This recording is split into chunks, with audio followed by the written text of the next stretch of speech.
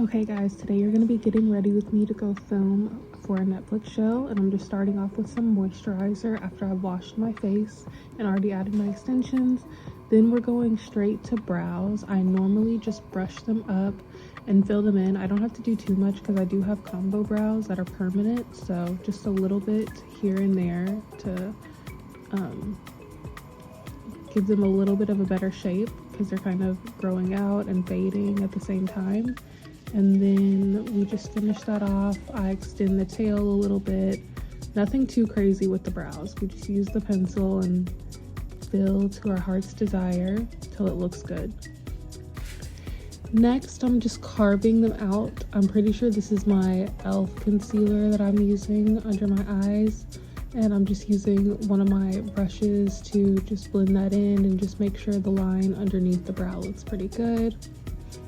And then I'm also bringing that down over the lid as kind of like my eyeshadow base that I'll be using. I don't use actual eyeshadow primer or anything.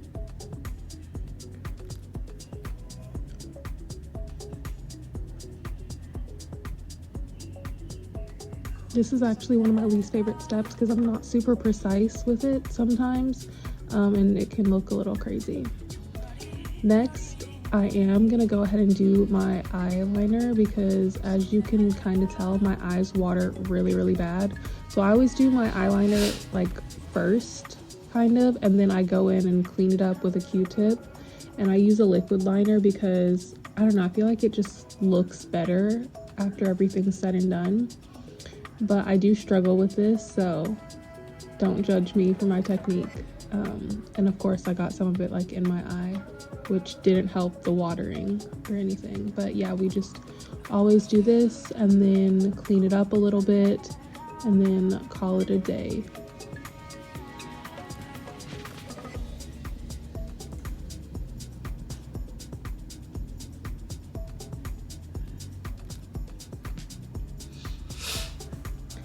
Now we're going in with my shadow. I'm doing kind of like a, I don't even know how to describe it, like a peachy, like sparkly look today. So this is just my transition shade that I'm going in with. This is one of like 2 eyeshadow looks that I actually know how to do. So this is one that's like brighter and it's lighter. And I think it makes my eyes pop just a little bit more.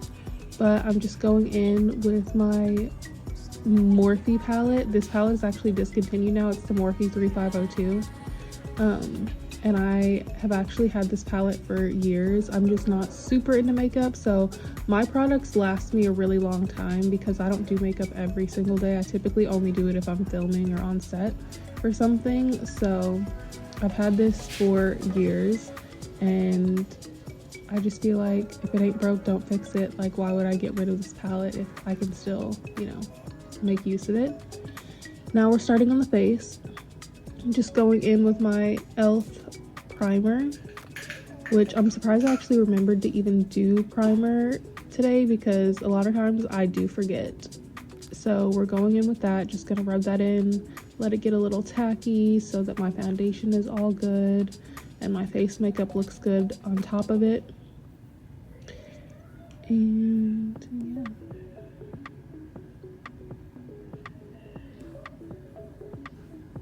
Just really rub that in there.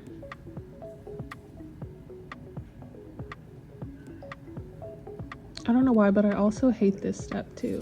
Something about it just kind of getting like tacky on my face just like makes my skin feel weird. I have like weird sensory stuff that I don't like when it comes to makeup. Now it is time for my base. So here I'm going in with the e.l.f. Foundation. I'm kind of in between shades for e.l.f. so I do a little bit of this, and then I also go in with a concealer to kind of balance and mix the two so that I feel like it gets to be a better match for my skin tone. Like I said before, I'm not super big into makeup, so if it doesn't match all the way, don't judge me, don't be a hater, just know that I tried my best. And here we're going in with the concealer. I'm pretty sure this is like a little travel size of the Born This Way concealer. and this one's a little bit lighter, so I can just blend the two, and then I just hope and pray that it comes out to the right tone. So it is what it is. I'm just kind of guessing at this point. I know there are lots of debates over what is the best to use when blending out your makeup. I go with Old Faithful. This is the foundation brush that I've had for a while.